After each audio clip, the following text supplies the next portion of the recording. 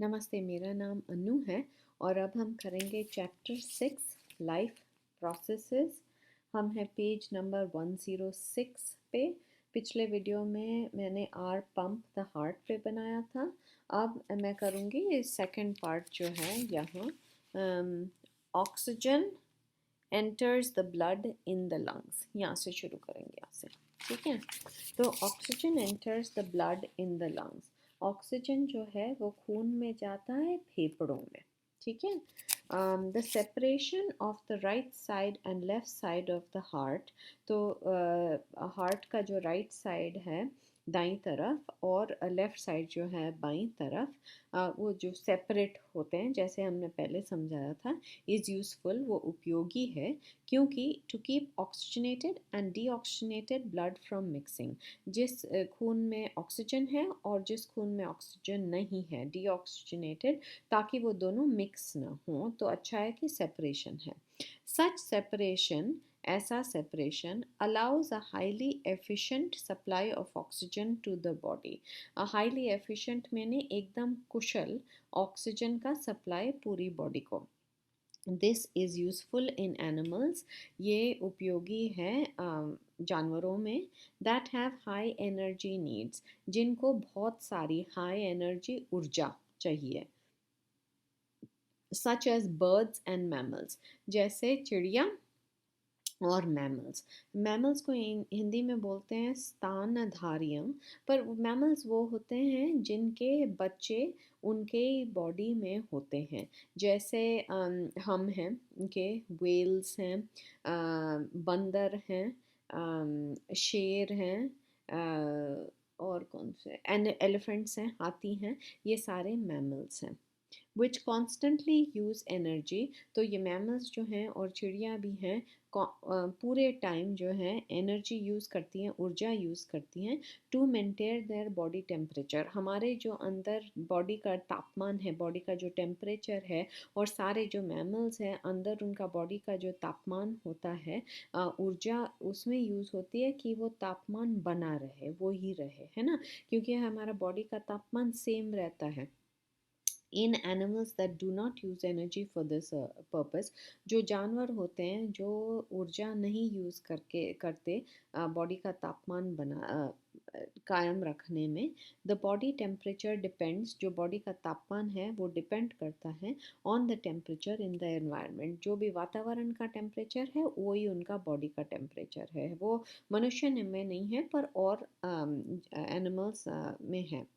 Such animals, ऐसे जो animals, like amphibians. Amphibians वो होते हैं जो पानी में भी रह सकते हैं और धरती पे भी रह सकते हैं, जैसे मेंढक, ओके, उन्हें एम्फिबियंस बोलते हैं। और मैनी रेप्टाइल्स, रेप्टाइल्स वो होते हैं जैसे सांप है, छिपकली हैं, ये ऐसे टाइप के रेप्टाइल्स होते हैं। तो ऐसे जो हैं एम्फिबियंस और रेप्टाइल्स, उनका जो बॉडी का तापमान है वो वही होता है जो बाहर का तापमान है। हैव थ्री, और ऑल्सो हैव 3 चेम्बर्ड हार्ट्स। उनके जो दिल होते हैं उनमें 3 चेम्बर होते हैं। हमारे जो दिल होते हैं, जैसे एक्सप्लेन किया था पहले, उसमें 4 चेम्बर होते हैं, पर एम्फिबियंस और रेप्टाइल्स के 3 चेम्बर में होते हैं दिल में। And tolerate some mixing of the oxygenated and deoxygenated blood streams.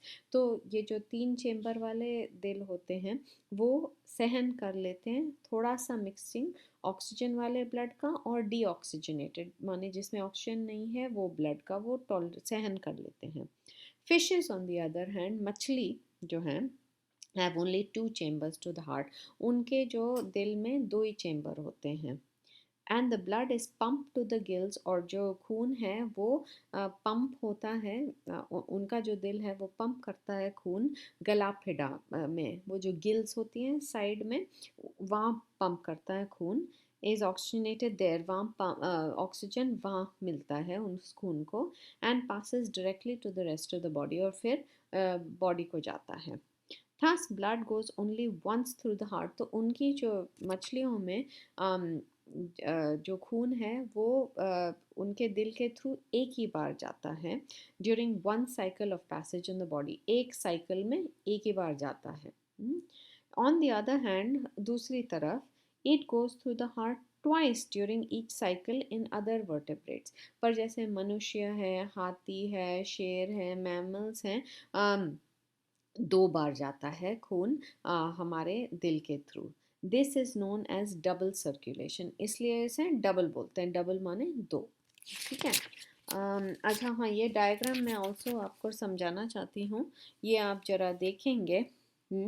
तो ये जो है, ओके, ये हमारा दिल है। ओ सॉरी, ये हमारा दिल है। ठीक है, ये लेफ्ट साइड है। ओके, और ये हमारा राइट साइड है। तो लेफ्ट साइड में प्योर ब्लड होता है जिसमें ऑक्सीजन होता है। वहाँ से निकल के वो सॉरी, ब्लड जो है वो आता एओर्टा से बॉडी में जाता है। माने ये जो खून का जो वेसल है, ट्यूब है, उसे एओर्टा बोलते हैं। और एओर्टा से पूरी बॉडी में जाता है। ये एक ही ट्यूब दिखा रहे हैं पर बहुत सारे ऐसे छोटे छोटे ट्यूब हैं जो सारे अंगों में जाते हैं बॉडी के, और फिर कैपिलरीज में जाते हैं of the body organs apart from the lungs. अच्छा, तो जो छोटे छोटे छोटे छोटे बन के ऐसे हो जाते हैं हर अंग में। ऐसे तो इमेजिन करो, हर अंग में, ये एक ही दिखा रहे हैं पर बहुत सारे ऐसे होते हैं। और ये ऐसे छोटे छोटे छोटे छोटे बन के कैपिलरी हो जाते हैं हम, जो रक्त के जो ट्यूब होते हैं। फिर यहाँ कैपिलरी से, जब कैपिलरी जो है वो अंग को दे देती है खून, फिर वहाँ से जो भी कचरा जमा होता है और डीऑक्सीजनेटेड ब्लड माने वहाँ से जो ऑक्सीजन निकल जाता है और ऑर्गन को जाता है, फिर वो ब्लड यही कैपिलरी जो है इससे वीना कावा से और भी बहुत होती हैं जो फाइनली वीना कावा में ज्वाइन करती हैं। और ये जो वीना कावा है वो राइट साइड, राइट एट्रियम में ले जाती है खून। ठीक है, और फिर यहाँ से जो राइट एट्रियम है, पल्मनरी, वहाँ से निकल के पल्मनरी आर्टरी जो है वो लंग्स में जाती है, वो फेफड़ों में जाती है। और ये जो है ये पल्मोनरी आर्टरी डीऑक्सीजनेटेड ब्लड लेके जाती है, माने जिसमें ऑक्सीजन नहीं होता है, फेफड़ों में। फिर फेफड़ों में हम जब ब्रीथ करते हैं नॉस्ट्रल से, ऑक्सीजन जाता है अंदर, है ना। तो फेफड़ों में जो है ऑक्सीजन खून में चला जाता है। ये लंग की कैपिलरीज हैं, ये फेफड़ों की कैपिलरीज दिखा रहे हैं। जैसे बॉडी में होती हैं ऐसे लंग में भी होती हैं। और फिर लंग की कैपिलरी से पल्मोनरी वेन लेफ्ट साइड में लाती है खून। पल्मोनरी वेन जो है, सो जिसमें ऑक्सीजन नहीं होता, वो खून जो है कैपिलरी से जब कचरा वचरा सब निकल जाता है और ऑक्सीजन निकल जाता है लंग से, हाँ, तो पल्मोनरी वेन जो है लेफ्ट साइड ऑफ बॉडी में ऐसा डीऑक्सीजनेटेड ब्लड लेके आती है। ज़्यादातर, अगर आर्टरी लिखा होता है उसके सामने, ज़्यादातर उसमें ऑक्सीजनेटेड ब्लड होता है। खाली पल्मोनरी आर्टरी, खाली पल्मोनरी आर्टरी में डीऑक्सीजनेटेड ब्लड होता है।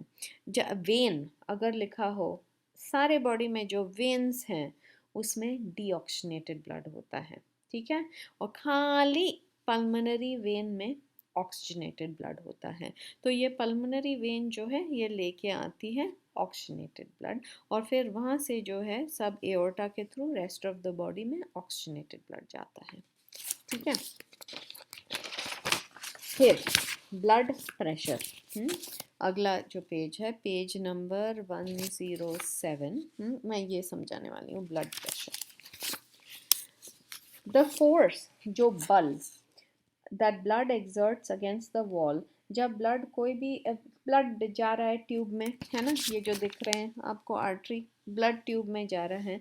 जब खून इस ट्यूब में होता है तो ये जो दीवार है ट्यूब की, हाँ, जो वो बल वो खून उस पर डालता है दीवारों पे, उसे ब्लड प्रेशर बोलते हैं। ठीक है, the pressure is much greater in arteries than in veins. जैसे मैंने अभी समझाया आपको, आर्टरीज में ऑक्सीजनेटेड ब्लड होता है और आर्टरीज में प्रेशर जो है, ब्लड का प्रेशर, ये जो आर्टरी के वॉल्स पे ब्लड प्रेशर डालता है, आर्टरीज में ऑलरेडी ऑलवेज वेन्स से ज़्यादा होता है pressure. The pressure of blood inside the artery during ventricular systole is called systolic pressure. अच्छा, जो हमने दिखाया है ये जो वेंट्रिकल्स हैं, है ना, आपको याद है जो वेंट्रिकल्स हैं, लेफ्ट वेंट्रिकल और राइट वेंट्रिकल, जब ये कॉन्ट्रैक्ट करती हैं, है ना, ये पंप जैसे कॉन्ट्रैक्ट करती हैं, हाँ, ये वेंट्रिकल्स जब कॉन्ट्रैक्ट करती हैं तो इसे वेंट्रिकुलर सिस्टोली बोला जाता है। और इसकी जो स्पेलिंग है वेंट्रिकुलर सिस्टोली की यहाँ है, SYSTOLE। वेंट्रिकुलर सिस्टोली माने कॉन्ट्रैक्शन, माने पंप करना, is called systolic pressure. So the pressure of the blood, खून का pressure inside the artery, artery के अंदर, ड्यूरिंग वेंट्रिकुलर सिस्टोली, जब ये पंप होता है वेंट्रिकल से, इज कॉल्ड सिस्टोलिक प्रेशर, उसे सिस्टोलिक प्रेशर बोला जाता है। And pressure in the artery, और जो प्रेशर होता है आर्टरी में ड्यूरिंग वेंट्रिकुलर डायस्टोली या रिलैक्सेशन, तो वेंट्रिकल जब पंप कर देती है फिर रिलैक्स करती है, तो वो जो प्रेशर होता है आर्टरी में वेंट्रिकुलर के डायस्टोली के टाइम, जब पंप छोड़ देता है, रिलैक्स कर जाता है वेंट्रिकल, तो उसे diastolic, is called diastolic pressure, उसे डायस्टोलिक प्रेशर बोलते हैं। द नॉर्मल सिस्टोलिक प्रेशर, जो नॉर्मल सिस्टोलिक प्रेशर होता है मनुष्य में, वो 120 मिलीग्राम ऑफ Hg, ये Hg होता है मर्क्यूरी, उससे मेजर करते हैं हम, पंप के अंदर मर्क्यूरी होता है तो उसे वन पर हम नंबर खाली बोलते हैं, यूजुअली 120 मिलीग्राम ऑफ Hg नहीं बोलते हैं, खाली 120 बोलते हैं। And diastolic pressure is 80। ठीक है, तो हम नॉर्मली अगर आप पूछोगे कि आपका ब्लड प्रेशर क्या है, तो कोई बोलेगा 120/80 या 90/60, तो जो ऊपर का नंबर होता है 120 या 90, जैसे मैंने बोला, वो सिस्टोलिक प्रेशर होता है वेंट्रिकुलर के कॉन्ट्रैक्शन पंप के टाइम, और जो नीचे वाला नंबर होता है जैसे 80 मैंने बोला या 60, वो वेंट्रिकल के रिलैक्सेशन के टाइम डायस्टोलिक प्रेशर बोला जाता है उसे।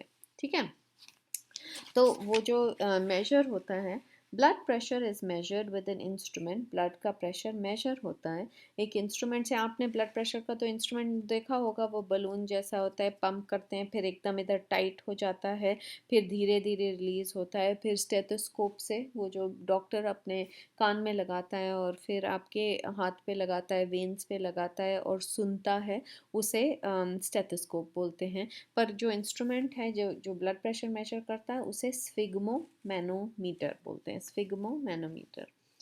High blood pressure is called hypertension, जब ब्लड प्रेशर हाई होता है 120 से 80 से ऊपर, उसे हाइपरटेंशन, हाई ब्लड प्रेशर या हाइपरटेंशन बोलते हैं। And is caused by the construction of the arterioles, तो ऐसे होता है कि जब आर्टरीज जो हैं कंस्ट्रिक्ट करती हैं, माने वो बंद हो जाती हैं, तो ब्लड प्रेशर हाई हो जाता है।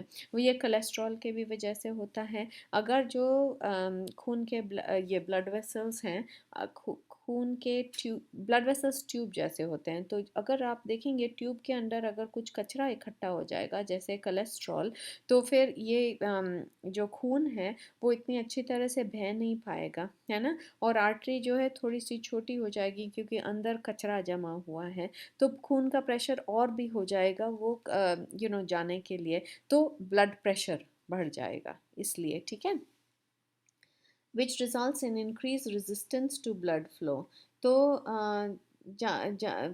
रेजिस्टेंस टू ब्लड फ्लो माने खून जा नहीं सकता इतना इजीली, है ना, इसलिए प्रेशर बढ़ जाता है। It can lead to the rupture, ऐसे भी हो सकता है कि टूट जाए ऑफ एन आर्टरी, आर्टरी टूट सकती है अगर प्रेशर इतना हाई हो गया। एंड इंटरनल ब्लीडिंग, और बॉडी में रक्त निकल सकता है, इंटरनल माने बॉडी के अंदर, ब्लीडिंग माने रक्त, ये खून निकलना, क्योंकि कोई आर्टरी जो है वो टूट गई है अंदर। ओके, और ये ब्लड प्रेशर ऐसे दिखा रहे हैं कि कफ यहाँ डालते हैं, फिर बलून को इन्फ्लेट करते हैं, और फिर जो है स्टेथोस्कोप से सुनते हैं, ठीक है। तो ठक ठक ठक ठक बीटिंग आती है, और जब बीटिंग जो है बंद हो जाती है, और फिर धीरे धीरे वो जो स्क्रू खोलते हैं और बीटिंग वापस आ जाती है, वो डायस्टोलिक प्रेशर होती है। पहला वाला नंबर सिस्टोलिक प्रेशर होता है जब पहले मेजर करते हैं, और फिर वो बंद हो जाता है सुनना, और फिर जब रिलीज़ करते हैं स्क्रू को, फिर से जब सुनाई देता है वो वाला डायस्टोलिक प्रेशर होता है, ठीक है। अब मैं यहाँ बंद करती हूँ और अगली बार यहाँ से स्टार्ट करेंगे।